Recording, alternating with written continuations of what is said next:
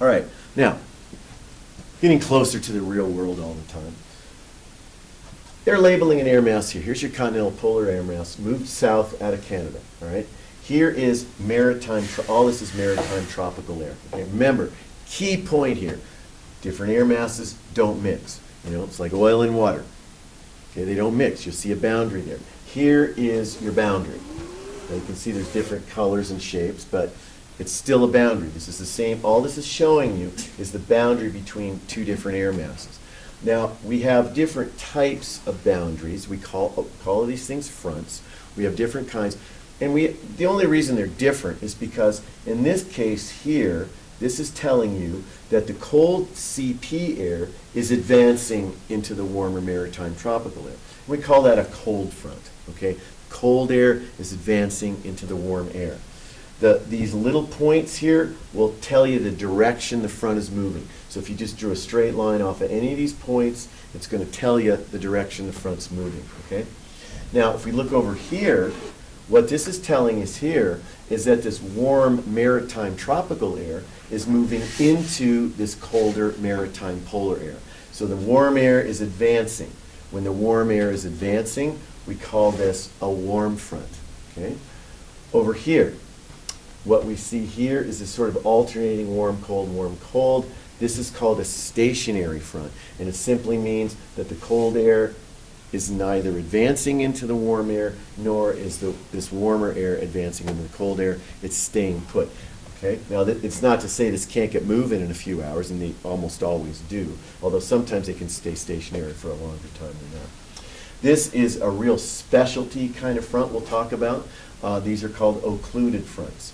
And the reason we get an occluded front is that cold fronts move much faster than warm fronts, and in some situations, they overtake the warm front. And so that gets into a bit of a complicated situation we'll talk about a little bit later.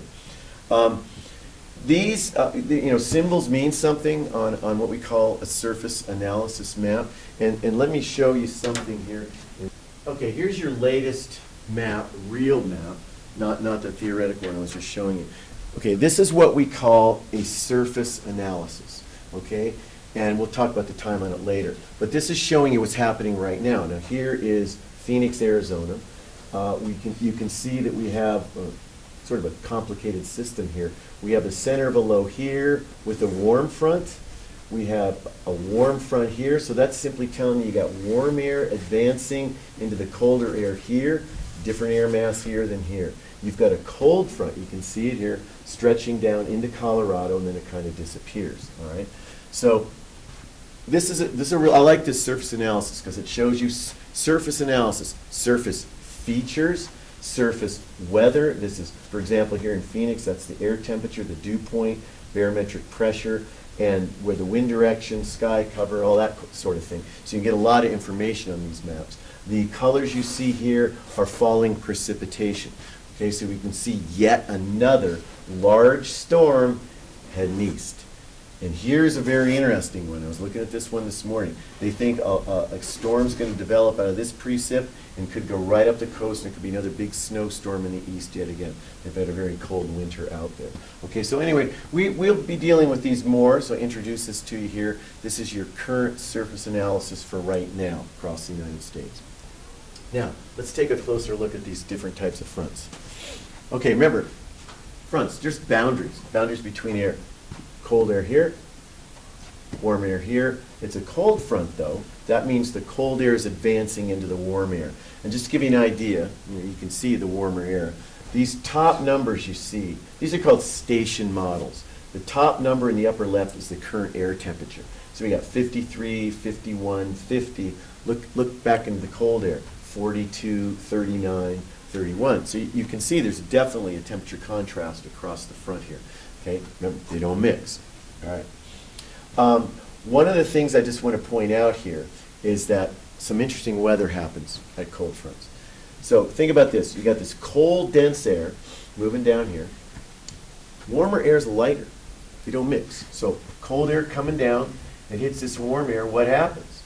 The warm air is forced to rise up and over the cold air.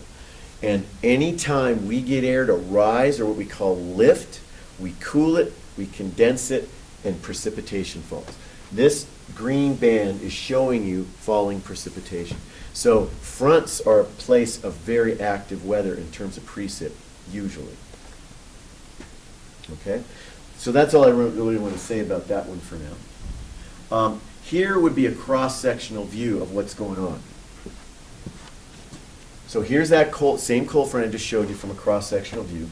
You can see it's steep front, cold, dense air. It's like a bulldozer coming down and plowing up the warm air. These arrows are showing you that warm air being lifted.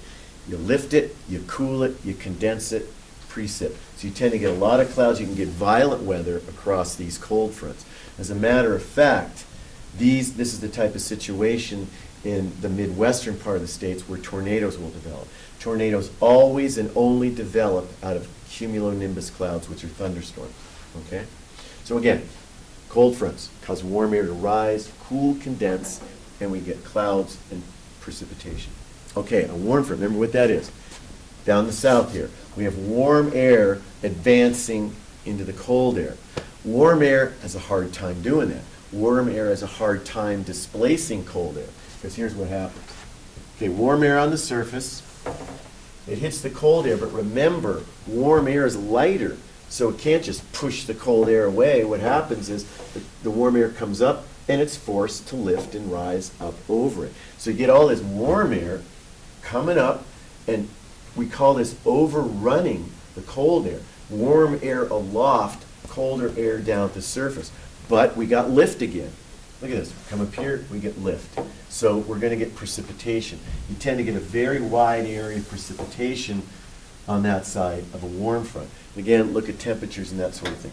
54, 47 in the warm air, 37, 32, 32, this kind of thing, okay? Now when you're looking at, these are just precipitation symbols. Precipitation symbols, sleet, freezing rain, drizzle, rain, snow, just those kinds of things. Okay, so another lifting mechanism here at a warm front. Here's a cross-section of a warm front. You can see there's some differences here. Warm air advancing into cold air, okay? The warm air rides up, overruns the cold air for a long way over that cold air and tends to decay or erode the cold air from the top down.